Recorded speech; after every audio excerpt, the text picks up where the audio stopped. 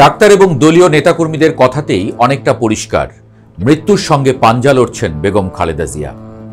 সামাজিক মাধ্যমে এক এক সময় চাউর হচ্ছে তার শারীরিক অবস্থার একেবারে খারাপ খবরটি নিয়ে। যদিও দলটির পক্ষ থেকে বারবার বলা হচ্ছে তিনি চিকিৎসা গ্রহণ করছেন, তবুও মানুষজনের মধ্যে কানাঘুষা কমছে না।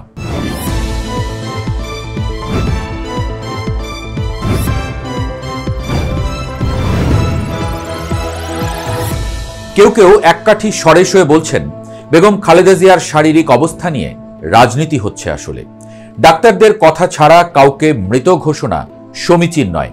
সে যাই হোক, দেশ জুড়ে খালেদা জিয়াকে নিয়ে চাঞ্চল্য সৃষ্টি হয়েছে, সেটা সত্য। দোয়া পাচ্ছেন দলমত নির্বিশেষে।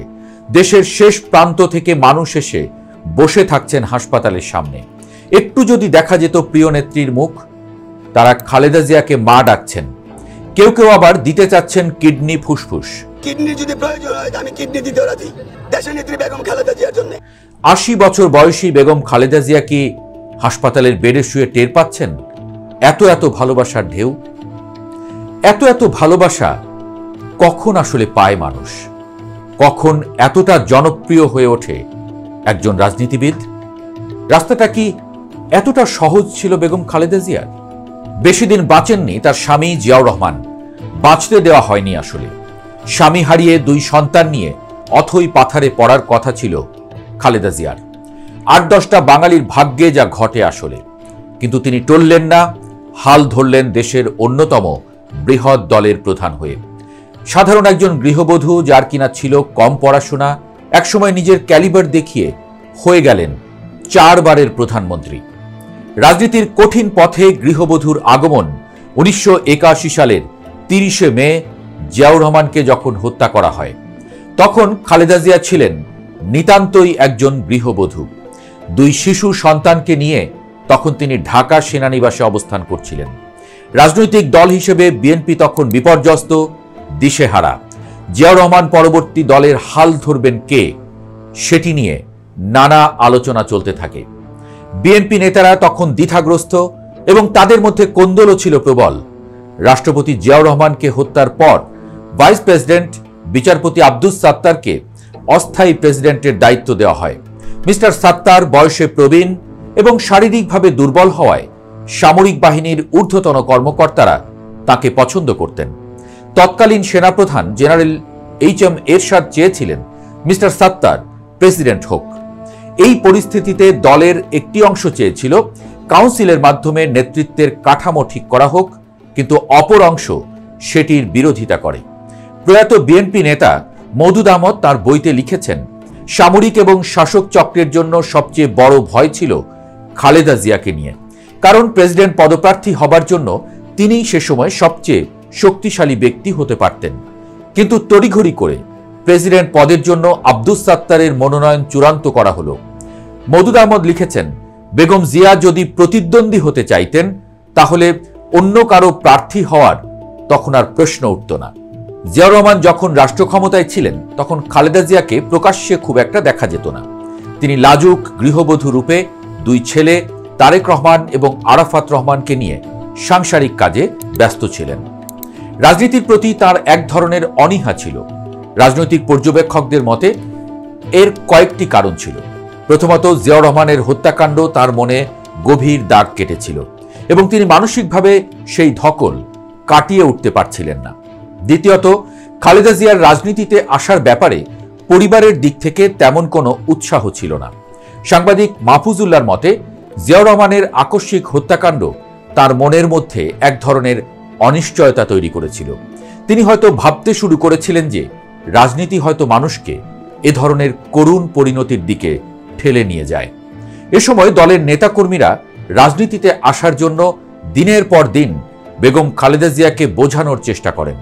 তিনি দলের হাল না ধরলে দল টিকবে না বলেও অনেকে সে সময় তাকে বোঝাতে থাকেন। দলটিকে ঐক্যবদ্ধ রাখার জন্য আপোষ ফর্মুলা হিসেবে খালেদা জিয়াকে বেছে নেওয়া হয়। অন্যদিকে তৎকালীন সেনাপ্রধান HM এরশাদের মনেও ভয় ছিল যে খালেদা জিয়া রাজনীতিতে আসলে পরিস্থিতি সামলানো তার জন্য কঠিন হয়ে যাবে, কারণ তিনি ক্ষমতা দখলের দীর্ঘ পরিকল্পনা নিয়ে এগিয়ে যাচ্ছিলেন। কর্নেল আকবর হোসেন, সাবেক সামরিক কর্মকর্তা নুরুল ইসলাম শিশু এবং AQM বদরুদ্দোজা চৌধুরীর মতো প্রভাবশালী ব্যক্তিরা তাকে রাজনীতিতে আনার ব্যাপারে গুরুত্বপূর্ণ ভূমিকা রেখেছিলেন। মওদুদ আহমদও দাবি করেন যে তিনি খালেদা জিয়াকে সক্রিয় করার ক্ষেত্রে অন্যতম ছিলেন। বিএনপির ওয়েবসাইটে দেয়া তথ্য অনুযায়ী 1982 সালের 3রা জানুয়ারি একজন রাজনৈতিক কর্মী হিসেবে খালেদা জিয়া আত্মপ্রকাশ করেন। সেদিন তিনি বিএনপির প্রাথমিক সদস্যপদ লাভ করেন। 1982 সালের 21শে জানুয়ারি বিএনপির চেয়ারম্যান নির্বাচনের তারিখ ঘোষণা করা হয়। দলের তরুণ অংশ চেয়েছিলেন খালেদা জিয়া দলীয় প্রধান হোক।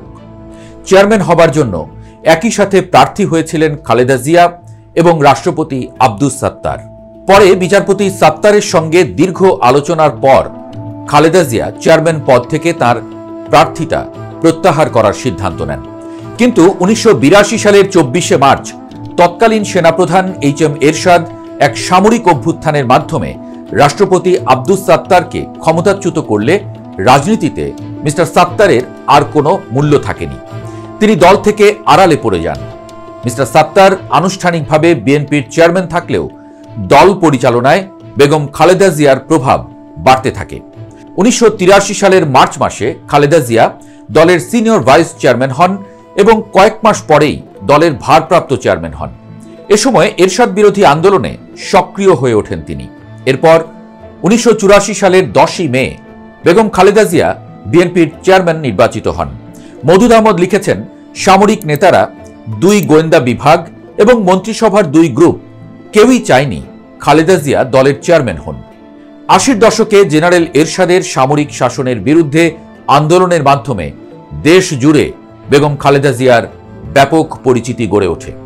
জেনারেল এরশাদের পতনের পর 1991 সালে যে নির্বাচন অনুষ্ঠিত হয়েছিল তাতে বিএনপি জয়লাভ করে।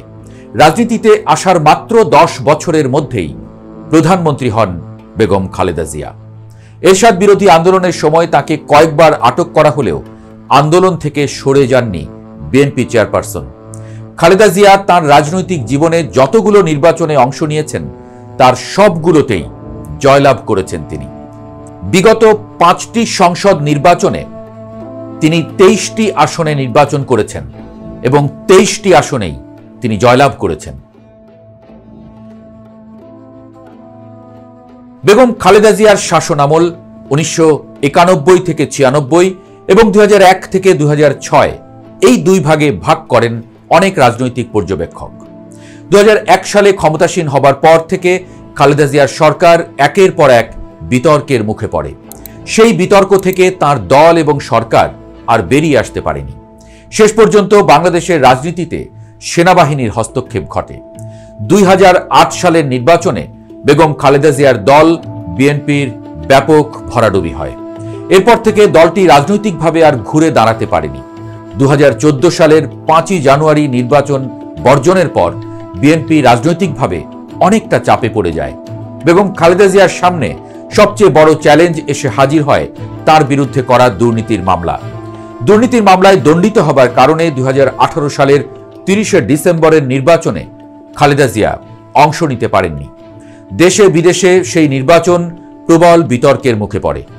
জিয়া অরফানেজ ট্রাস্ট দুর্নীতি মামলায় সাজাপ্রাপ্ত হয়ে 2018 সাল থেকে বেগম খালেদা জিয়া কারাগারে ছিলেন।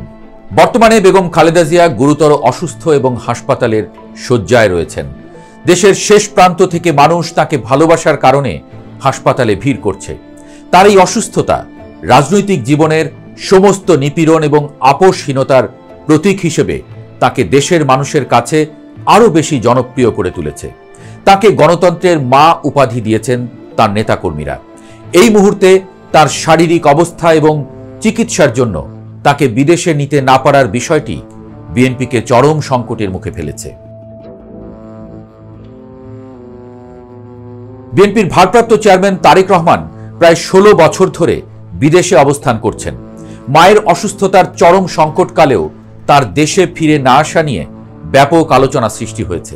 তিনি সম্প্রতি সামাজিক যোগাযোগ মাধ্যমে পোস্ট করে জানিয়েছেন যে তার দেশে ফেরার সিদ্ধান্ত একক নিয়ন্ত্রণাধীন নয়। সরকারের পক্ষ থেকে জানানো হয়েছে, তার দেশে ফেরার পথে কোনো বাধা নেই।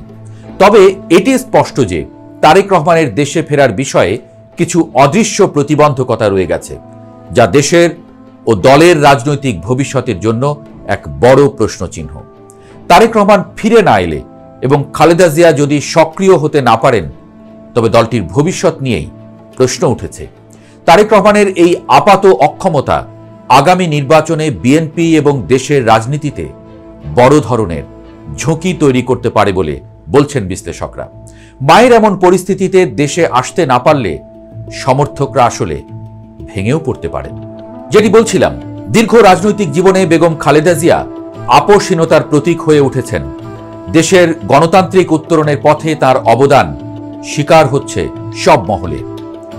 স্বামী জিয়াউর রহমান মারা গিয়েছিলেন ৪৫ বছর বয়সে, সেখানেই থেমে আছেন তিনি। বেগম খালেদা জিয়ার বয়স এখন প্রায় ৮০ বছর, অর্থাৎ বেঁচে থাকার নিরিখে জিয়াউর রহমানের সিনিয়র হয়ে গেছেন খালেদা জিয়া, পেয়েছেন এক মহা জীবনের অভিজ্ঞতা। প্রশ্ন আসতেই পারে, জিয়াউর রহমানকে কি ছাড়িয়ে যেতে পেরেছেন খালেদা জিয়া? সবাইকে তো একদিন মরতেই হবে, আপনি, আমি কিংবা বেগম খালেদা জিয়া। তবে আমাদের স্মরণে রাখা না হলেও বেগম খালেদা জিয়াকে স্মরণ করার মতো মানুষের অভাব থাকবে না, এতে কারো আপত্তি থাকার কথা না।